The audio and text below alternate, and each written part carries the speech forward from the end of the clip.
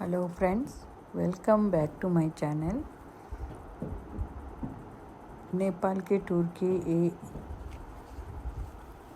Next video है और इसमें मैं पोखरा साइट सीइंग के बारे में बता रही हूँ। चितवन से पोखरा हम लोग बस में गए थे और रास्ते में सेठी रिवर मिले थे हमें, सेठी गंडकी रिवर। और चितवन से नेपाल जाने का रास्ता दोनों तरफ से बहुत ब्यूटीफुल है। बीच में हम लोग एक छोटा सा कैफ़े में रुक के चाय भी पिए थे और इस नदी का लुक का आनंद भी लिया था और सब कुछ फ़ोटो शूट भी किया था। पोखरा पहुँचते पहुँचते लंच टाइम हो गया था और हम लोग पोखरा ग्रैंड होटल में रुके थे और उधर हमको अच्छे से वेलकम किया था और होटल का रूम वो सब बहुत अच्छा था। उधर बहुत सारे टूरिस्ट आते हैं उधर और बहुत बड़ा होटल है ये। आइए मैं ये होटल का टूर करवाती हूँ। ये पहले हमको वेलकम ड्रिंक दिया गया है वाटरमेलन का और उसके बाद हम लोगों ने लंच किया था। लंच में बहुत सारा वैरायटीज़ था, सलाड्स था, रोटीज़ थे और बहुत सारा पनीर की सब्ज़ी, सूप और ब्रेड और राइस, दाल, जो भी चाहिए सब था। बफ़े लगे थे और स्वीट्स में जो आइसक्रीम थे और कुछ अलग अलग केक का था, काला जामुन था और आइसक्रीम भी था। हम लोग लंच एंजॉय करने के बाद अपने रूम की तरफ गए और उधर जाने का रास्ता भी बहुत सुंदर था और उस होटल में स्विमिंग पूल भी था। जब थक के आते हैं तो स्विमिंग भी कर सकते थे, पर हमको उतना टाइम नहीं मिला था। और हम लोगों का रूम का सैर मैं आपको करवा रही हूँ। वो रूम तक जाने का रास्ता भी बहुत सुंदर था। दोनों तरफ से हरियाली था और बहुत सारा फूलों की पौधे लगे हुए थे और बीच में जो बुद्ध का जो भी है वो सब भी था और बहुत सुंदर था उधर का एनवायरनमेंट। हम लोग रूम पहुंच गए थे।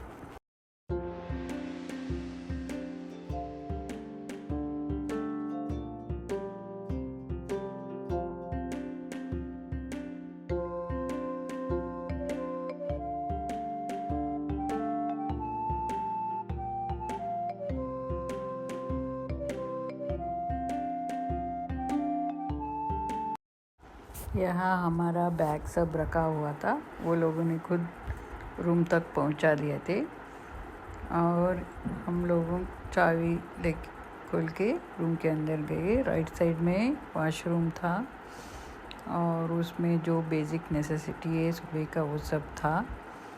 टूथब्रश, टूथपेस्ट, सोप, शैम्पू वो सब था और 2 बेड थे। बहुत बड़ा रूम था और बहुत कंफर्टेबल था और बाहर से व्यू भी अच्छा था और चाय कॉफ़ी बनाने के लिए सब रखे हुए थे। होटल में टीवी भी था। बहुत अच्छा रूम दिया।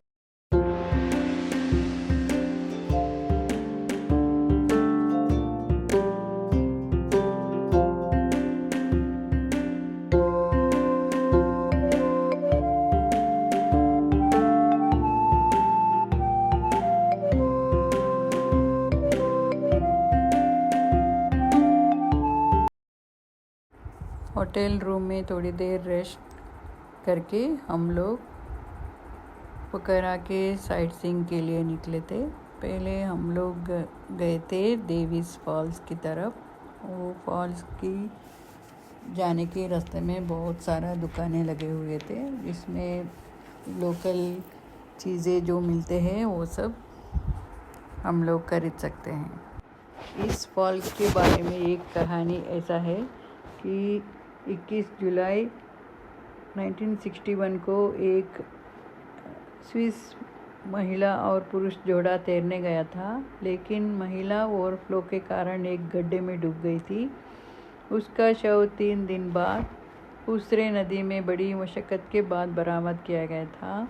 उसके पिता ने अपनी बेटी के नाम पर इसका नाम डेविड फॉल रखना चाहता था, लेकिन इससे बदलकर देवी फॉल रखा गया। ये पानी इधर से नीचे पहुंचने के बाद एक सुरंग बनाता है। यह सुरंग लगभग 500 फीट लंबी है और ज़मीन से 100 फीट नीचे है। 31 जुलाई 1961 को एक स्विस पुरुष महिला जोड़ा तैरने गया था, लेकिन महिला ओवरफ्लो के कारण एक गड्ढे में डूब गई थी। उसका शव 3 दिन बाद मिला था और उसके पिता ने अपने बेटी के नाम पर इसका नाम डेविड फॉल रखना चाहा, लेकिन इसे बदलकर देवी फॉल रख दिया। इसका नेपाली नाम पाताल छांगो है, जिसका शाब्दिक अर्थ है पाताल को छांगो यानी अंडरवर्ल्ड का झरना। यह नेपाल में सबसे ज़्यादा देखी जाने वाली जगहों में से एक है। सुरंग से बाहर निकलने के बाद पानी गुप्तेश्वर महादेव गुफा या ज़मीन के नीचे की गुफा नामक एक गुफा से होकर गुजरता है। फेवा झील बांध इस झरने का जल स्रोत है। गुफा एक पर्यटन स्थल के रूप में भी काम करती है, क्योंकि इसमें जटिल डिज़ाइन है और लोग गुफा के अंदर का रास्ता भी भूल जाते हैं।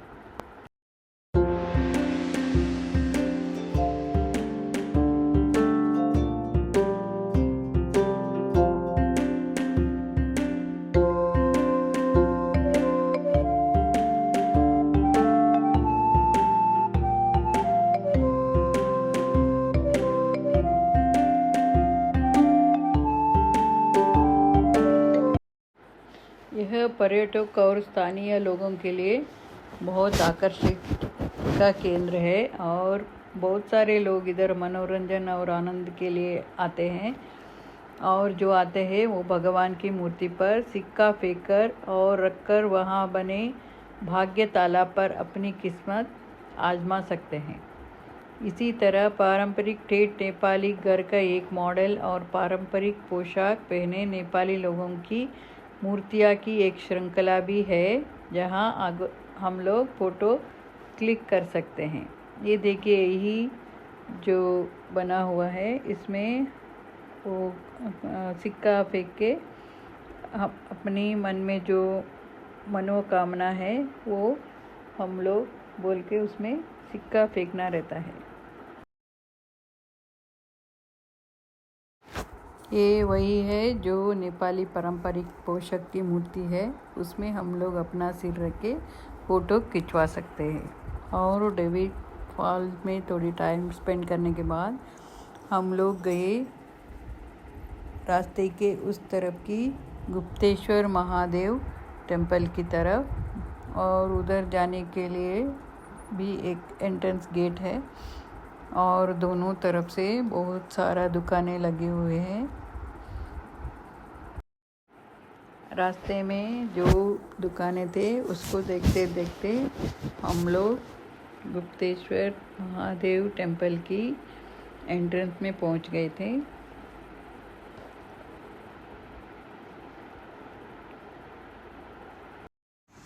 भगवान शिव की महिमा से सब लोग आश्चर्यचकित है।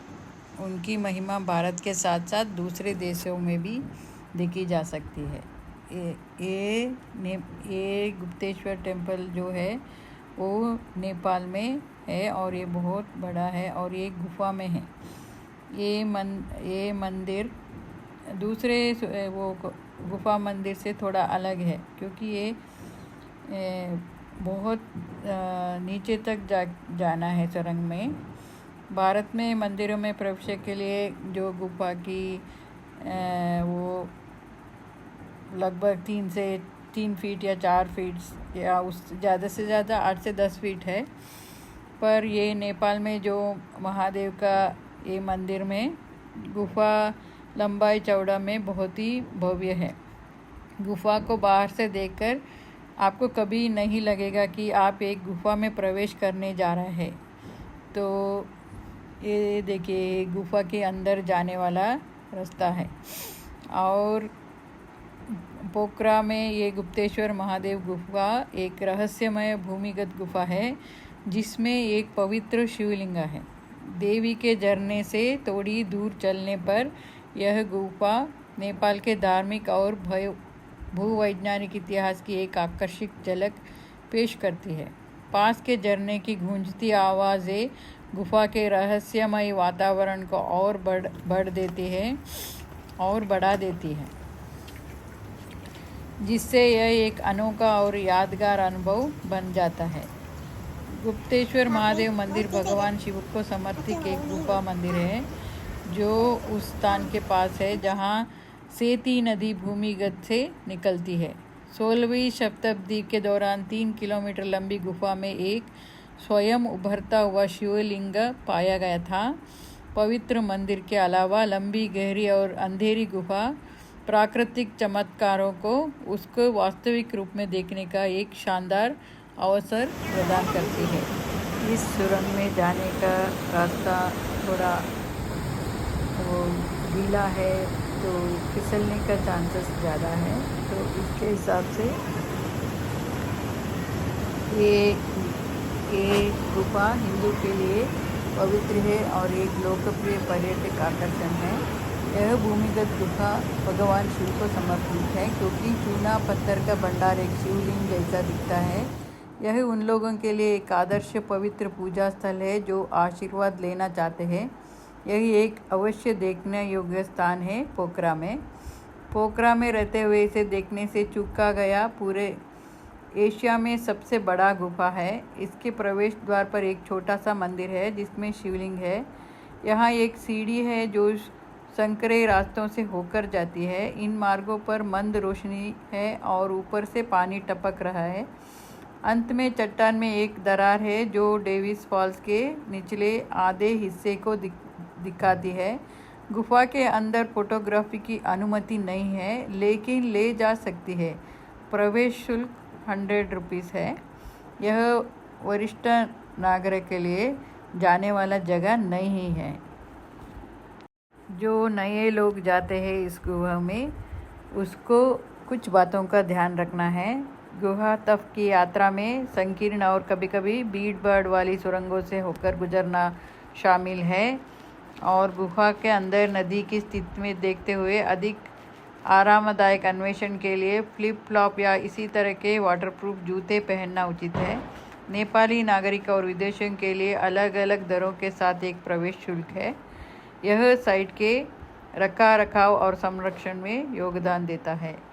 गुफा की आंतरिक भाग देखने लायक है जिसमें एक विशाल विस्तार है जिसमें एक पवित्र मंदिर है और एक सुंदर झरने में समाप्त होता है।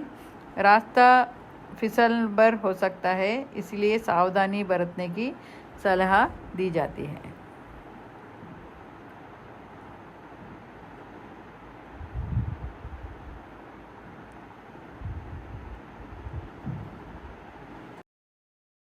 वीडियो को अंत तक देखने के लिए बहुत धन्यवाद। अगर आप लोग अब तक मेरा चैनल सब्सक्राइब नहीं किया तो प्लीज़ सब्सक्राइब कीजिए, लाइक